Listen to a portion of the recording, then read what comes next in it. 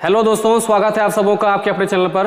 दोस्तों, आज हम लोग जिस टॉपिक पे चर्चा करने जा रहे हैं इस पर आप लोगों ने कई वीडियो देखा होगा, लेकिन दोस्तों मेरी कोशिश रहती है कि मैं वीडियो अगर किसी भी खास मुद्दे पर अगर बनाऊं तो उसको पूरा डिटेल करके और उसके सारे जानकारी को इकट्ठा आपको दूं, ताकि आपको 1% भी उसको लेकर कोई कंफ्यूजन ना हो। दोस्तों, इसी क्रम में अभी जो झारखंड में शिक्षक नियुक्ति नियमावली जो बनाया गया है, नया नियमावली 2022 का, तो इसकी चर्चा बहुत ज्यादा हुई। और दोस्तों, जिस नियमावली की हम लोग आज चर्चा करने जा रहे हैं ये बहुत ही खास है अपने आप में, क्योंकि बहुत बड़े बड़े बदलाव लेकर के आए हैं और सरकार चाह रही है कि जो हमारा शिक्षक की जो बहाली हो उसकी प्रक्रिया और थोड़ा कठोर किया जाए और थोड़ा सा और मजबूत किया जाए, ताकि हम अच्छे शिक्षकों का चयन कर सकें। तो इस क्रम में आप जितने भी लोग झारखंड टेट की तैयारी कर रहे हैं, फिर झारखंड राज्य में शिक्षक बनने का सपना देख रहे हैं, तो हम आज आपके सपनों का रास्ता कैसा होगा और सपनों का रास्ते में कितने बाधाएं होंगी आपके रास्ते में, उन सारे बाधाओं को आपको समझाने का प्रयास करेंगे। और कहां पर आप लोग कंफ्यूज कर रहे हैं, कहां पर जो है जानकारी की अभाव होने के कारण आप लोग थोड़ा सा पैनिक हो रहे हैं, घबरा रहे हैं, तो दोस्तों हम आज एक एक बिंदु पर डिटेल में चर्चा करेंगे। आप पूरे वीडियो को अच्छे समझिए और देखिए, क्योंकि ये आपके जीवन का बात है, आपके सफलता और आपके लक्ष्य की बात है। क्योंकि जो लोग झारखंड टेट की तैयारी करते हैं, झारखंड टेट में शिक्षक बनने का सपना देखते हैं, उसको इसका नियमावली बहुत अच्छे से समझ में आना बहुत जरूरी है, ताकि आपकी तैयारी बहुत ही सटीक हो सके। पीटी और मेंस का प्रावधान पहले नहीं होता था, लेकिन अब जो नियमावली बनाया जा रहा है इसमें पीटी और मेंस का दोनों का प्रावधान किया जा रहा है। तो एक एक बिंदुओं को समझते चलेंगे और आप अगर कोशिश करें कि आप अगर तैयारी कर रहे हैं तो इस सारे बिंदुओं को आप लिख लें, क्योंकि बहुत ही सटीक पढ़ने के बाद, सटीक जानकारी हासिल करने के बाद हम इस पूरे कंटेंट को तैयार किए हैं, ताकि आपको कोई दिक्कत या कोई कंफ्यूजन ना हो। देखिए, ये झारखंड शिक्षक पात्रता परीक्षा, जिसे हम लोग अंग्रेजी में कहते हैं झारखंड टीचर एलिजिबिलिटी टेस्ट, यानी आप अगर झारखंड के हैं तो आपके लिए सामान्य नाम दोस्तों होगा जेटेट। जेटेट आपके लिए एक त्योहार जैसा होता है, क्योंकि जेटेट की बहाली एक बड़ी बहाली है आपके राज्य का, और अगर इसमें आप चयन होते हैं तो समझिए कि आपका लाइफ बहुत ही अच्छी रहती है एज ए शिक्षक। बहुत ही अच्छा सैलरी, बहुत अच्छा लाइफ है और बहुत ही अच्छा अपॉर्चुनिटी है आपको आगे चल करके। तो आज हम लोग 1 to 5 और 6 to 8 दोनों के सिलेबस पर चर्चा करेंगे कि 1 to 5 में क्या बदलाव किया गया, 6 to 8 में क्या बदलाव किया गया, और साथ ही आप जो देख रहे हैं कि कैटेगरी वाइज जो निर्धारित कट ऑफ किया गया है सब्जेक्ट के प्रत्येक श्रेणी में, जो कट ऑफ निर्धारित हुआ है कैटेगरी वाइज, उन सारे बिंदुओं को समझेंगे अच्छे से, ताकि हमको अब आगे इसमें सिलेबस को आगे समझने में आसानी हो। ठीक है, आगे देखते हैं आगे। तो दोस्तों, सबसे पहले शुरुआत करते हैं कि भाई महत्वपूर्ण बदलाव आखिर हैं क्या क्या।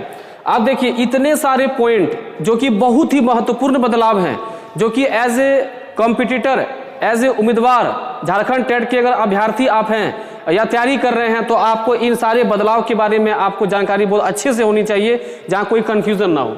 दोस्तों, देखते हैं सबसे पहले पहला बदलाव को। पहला बदलाव लिखा हुआ कि झारखंड से मैट्रिक इंटर ये नहीं होगा तो ही दे सकेंगे टेट। यानी इसको लेकर के भाई इतना बवाल है अभी पूरे राज्य में, और विद्यार्थियों के बीच में इतना ज्यादा खौफ, जो यहाँ पर मैट्रिक इंटर नहीं किए हैं या फिर जो यहाँ के निवासी नहीं है, बाहर से हैं, यहाँ मैट्रिक इंटर किया कि नहीं किया है, इसको लेके बहुत कंफ्यूजन है। आइए आपके कंफ्यूजन को हम दूर करते हैं। देखिए, अभी एक बहाली आया हुआ है JSSC CGL, जिसको आप समान नाम से सचिवालय समझते हैं। तो उसमें ये एकदम क्लियर लिखा गया है कि जो भी इस राज्य के निवासी नहीं है, यानी जो अलग राज्य से हैं, जैसे बिहार से हैं, उड़ीसा से हैं, छत्तीसगढ़ से हैं, यूपी से हैं, और अगर वो फॉर्म यहाँ डालते हैं CGL का, तो उनको यहाँ मैट्रिक इंटर किया होना चाहिए, वो यहाँ से मैट्रिक और इंटर पास होने चाहिए, तभी वो इस फॉर्म को भर सकते हैं। अब देखिए, अभी जो चर्चा चल रहा है टेट को लेकर के, तो टेट को लेकर के अभी सिर्फ मैट्रिक इंटर, अभी सिर्फ डायरेक्ट एक मोटा मोटी बात कहा गया है कि मैट्रिक इंटर अगर आपका यहां से नहीं है तो आप टेट नहीं दे सकते। लेकिन ये चर्चा सचिवालय के टाइम में भी था, कि पहले भी था कि भाई अगर जो झारखंड से मैट्रिक इंटर नहीं किए हैं वो आप यहाँ के फॉर्म नहीं भर सकते। लेकिन उसमें जब वैकेंसी निकला गया तो उसमें क्लियर लिखा गया कि जो यहाँ के निवासी हैं उस पर यह नियम लागू नहीं होता है। तो अभी आप लोग घबराए नहीं, जब झारखंड टेट आएगा तो वहाँ के नियम, वहां पे जो नियम लिखा रहेगा कि भाई यहाँ के निवासियों के लिए क्या प्रावधान होगा, उसके बाद ही आप कुछ निर्णय ले सकेंगे। तो अभी इसको लेकर के ज्यादा पैनिक नहीं होइए। आप अगर यहाँ के निवासी हैं तो आपके लिए कुछ नियम जरूर लागू होंगे, उसके लिए जरूर आपके लिए कुछ प्रावधान जरूर लिखे होंगे, आपको अभी घबराने की आवश्यकता नहीं है। लेकिन हाँ, जो दूसरे राज्य के हैं उसके लिए ये नियम लगता है कि शायद अब ही फिक्स हो चुका है कि जो अगर वो यहाँ से मैट्रिक इंटर किए हैं तो ही आप यहाँ के फॉर्म भर सकते हैं, अभी तक के नियमावली के अनुसार। अब देखिए लिखा हुआ कि आरक्षण का लाभ पाने वाले के मामले में शिथिल, मतलब जिस प्रकार से आरक्षण राज्य के वैकेंसी में दिया जाता है उसी प्रकार से टेट के वैकेंसी में जो आरक्षण का जो मुद्दा है वो उसी प्रकार से आपको मिलेगा, चाहे वो अंक की बात हो कि कितना में पास मार्क्स की बात हो या फिर आपका जो है उम्र में छूट की बात हो, इन सारे आरक्षण को एज इट इज जैसा पहले था वैसा अभी रखा गया है। शिथिल का मतलब है कि उसमें कोई बदलाव नहीं किया गया है। यहाँ देखिए स्थानीय रीति रिवाज, भाषा पर खास जोर, यानी सरकार देख रही है कि आप अगर इसी स्टेट के अगर शिक्षक बनने जा रहे हैं तो आपको यहाँ के रीति रिवाज और यहाँ के भाषा का अच्छा ज्ञान होना चाहिए। यानी सरकार देख रही है कि लोकल जो स्टूडेंट होंगे अगर वो अपने विद्यालय में पढ़ने जा रहे हैं तो हो सकता है कि उसको तुरंत अंग्रेजी नहीं आए, तुरंत हिंदी नहीं आए, तो अगर वो शुरुआती दौर में अगर वह अपने भाषा में सीखना चाहे तो शिक्षक उसे सिखा सके, चाहे वो खोटा में हो, अंगिका में हो, कुड़माली में हो, ठीक है, इस तरह के भाषाओं को लेकर के वो उसको जो है पढ़ा सके।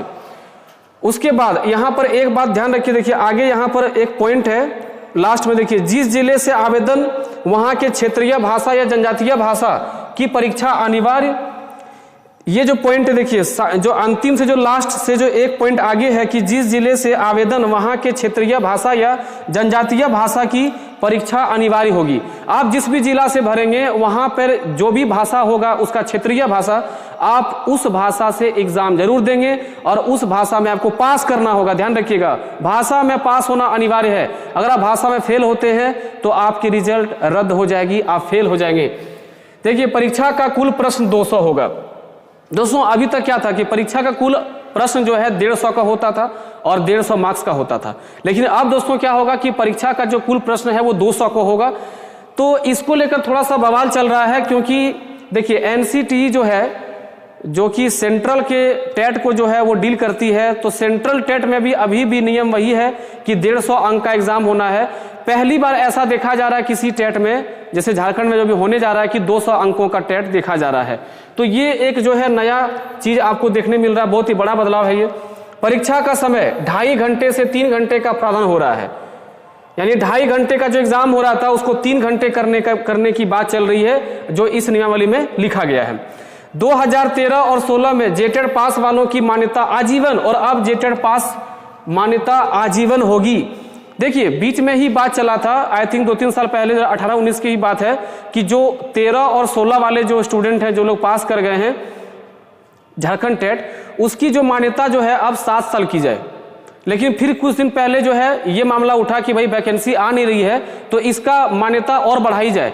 तो सरकार ने फैसला लिया इस नियमावली में कि 13 और 16 जो पास कर गए हैं उसको जेटेड के मान्यता आजीवन रहेगा, यानी जो जेटेड पास कर गए हैं अभी 13-16 वाला, उसको कोई चिंता नहीं करना है, आप डायरेक्ट मेंस में बैठेंगे।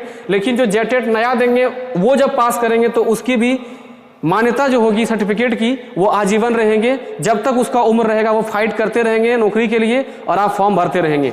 अगला कहता है कि क्षेत्रीय भाषा में पास करना अनिवार्य होगा, आपको समझा दिए हैं। क्षेत्रीय भाषा पर ध्यान दीजिएगा, क्षेत्रीय भाषा पर बहुत जोर दे रहा सरकार चाह रही है कि आप क्षेत्रीय भाषा को अच्छे से तवज्जो दें, उसको सीखें, क्योंकि एज ए टीचर अगर आपको लोकल लैंग्वेज आएगा तो आप बच्चे को अच्छे से सिखा सकते हैं, उनकी भाषा में पढ़ा सकते हैं।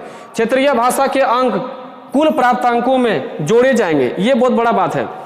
अगर सोचिए कि 40 अंक का रीजनल लैंग्वेज होता है, रीजनल लैंग्वेज जो क्षेत्रीय भाषा होगा वो 40 मार्क्स का होता है, और अगर आप 30+ नंबर ले आते हैं तो आपका मार्क्स तो काफी बढ़ जाएगा, है ना। तो घबराने की बात नहीं है, क्षेत्रीय भाषा में आपका मार्क्स बहुत अच्छा होगा। खोटा भाषा के चाहे आप लें, चाहे कहीं पर अंगिका होगा, कहीं पर जो भी भाषा भी आप लेंगे, संथाली, उर्दू, जो भी भाषा आप लेंगे वह भाषा जो है आपको बहुत अच्छा अंक दिलाएगा और आपके रिजल्ट को और मजबूत करेगा। अब देखिए अगला पॉइंट क्या है, समाज अध्ययन यानी कि सामाजिक सोशल साइंस, समाज अध्ययन में कॉमर्स को भी शामिल किया गया है। देखिए ये पहले का भी नियम था, पहले भी था कि अगर कोई कॉमर्स से किया हुआ है ऑनर्स तो वो अगर स्टूडेंट भरना चाह रहा है तो उसके लिए सोशल स्टडीज, सोशल साइंस ही उसका विषय होगा, उसका हिस्ट्री, सिविक्स, ज्योग्राफी, पॉलिटी, इसका उसको एग्जाम देना होगा। ठीक है, अब बढ़ते हैं आगे। अब दोस्तों देखिए विषयवार समझते हैं कि किसमें कितना घटाए गए हैं और कितना प्रश्न बढ़ाए गए हैं।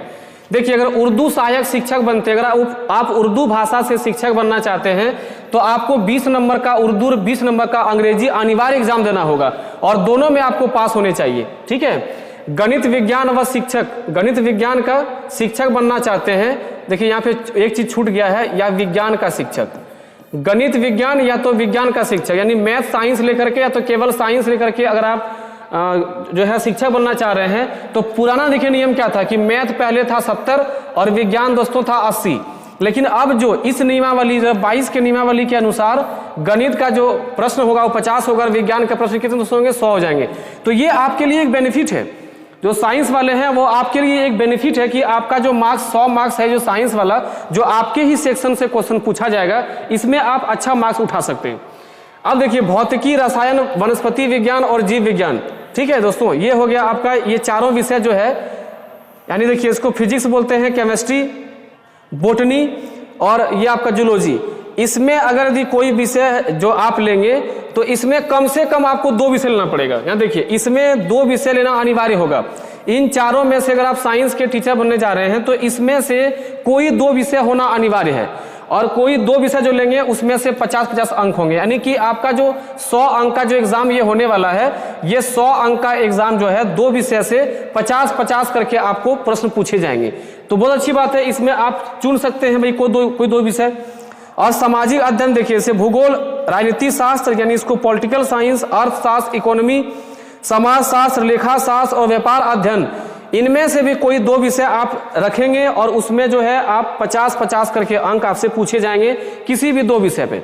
ठीक है, यानी आप चाहे वो साइंस से जाएं या फिर आर्ट्स से जाएं, कोई 2 विषय आप रखना होगा, उसमें से 50-50 अंक आपका प्रश्न पूछा जाएगा और तब आपका जो है सिलेक्शन होगा झारखंड शिक्षक में।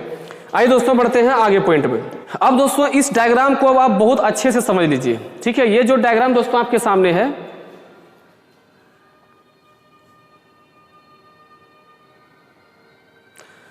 दोस्तों ये जो डायग्राम आपके सामने है आप इसको बहुत ही अच्छे समझ लीजिए। देखिए, पहले हम एक राउंड फिगर में देखिए यहाँ पे कुछ समझाने का प्रयास किए हैं कि टोटल क्वेश्चन दोस्तों कितना होगा, 200 का होगा, और पास जो जनरल होगा वो 60% मतलब कि 120 में पास होगा, ओबीसी अब 110 में पास होगा, SC ST अब 100 में पास होगा।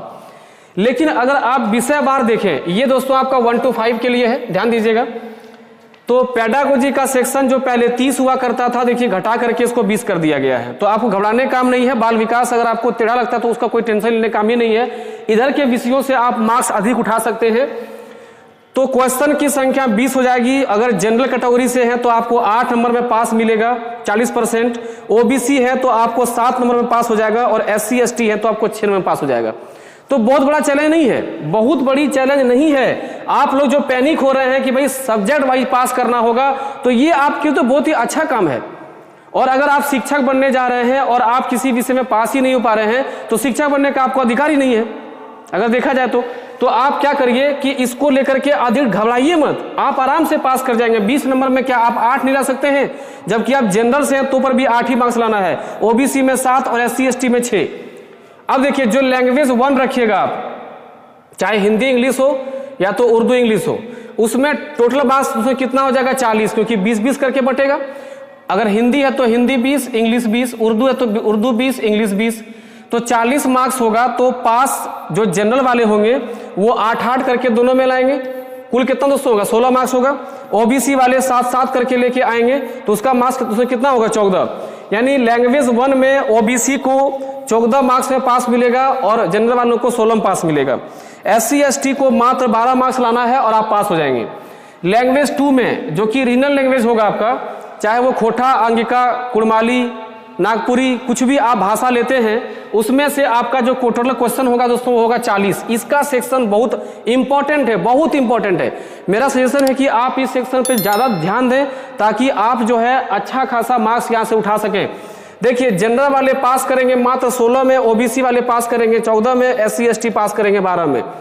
और मैथमेटिक्स की बात करते हैं तो मैथमेटिक्स में जो पहले 30 नंबर का हुआ करता था दोस्तों, देखिए मैथ का भाग बढ़ाया जा रहा है 50। तो मैथ एक ऐसा विषय है दोस्तों जिसमें कि आप अच्छा खासा स्कोर कर सकते हैं। अगर आप थोड़ा सटीक ढंग से पढ़ते हैं, थोड़ा सा ध्यान देके पढ़ते हैं, तो आप जो भी क्वेश्चन बनाओगे अगर सही है तो है, वहां तुक्का मारने की बात नहीं कि जय मां काली सी नमक आप करके निकल जाओगे। ठीक है, तो टोटल क्वेश्चन दोस्तों कितना होगा 50, पास जो होगा जनरल वो कितना 20 में, ओबीसी पास होगा 17.5 में और SC ST पास होंगे 15 में। तो बहुत बड़ा तो टास्क नहीं है। देखिए आधा से भी कम मार्क्स लाना है आपको, अगर जनरल वाले भी है तो भी आप पास कर रहे हैं। टोटल क्वेश्चन इन्वायरमेंट साइंस का यानी EVS का वो दोस्तों कितना होगा 50, जो पहले 30 था अब दोस्तों कितना हो रहा 50। देखिए ये भी वेटेज बढ़ रहा है। तो EVS, मैथमेटिक्स और ये लैंग्वेज 2, ये 3 ऐसा विषय पे कि आप बहुत ज्यादा पकड़ करिए, इतना पकड़ करिए कि 50, 50, 100 और 40, 140 में आप 100 नंबर यहां से उठा लीजिए, आप काम तमाम है। 100 नंबर आप यहां से उठा लीजिए और यहां से घूमते फिरते आप 20 में उठा लीजिए, आपका काम खत्म है।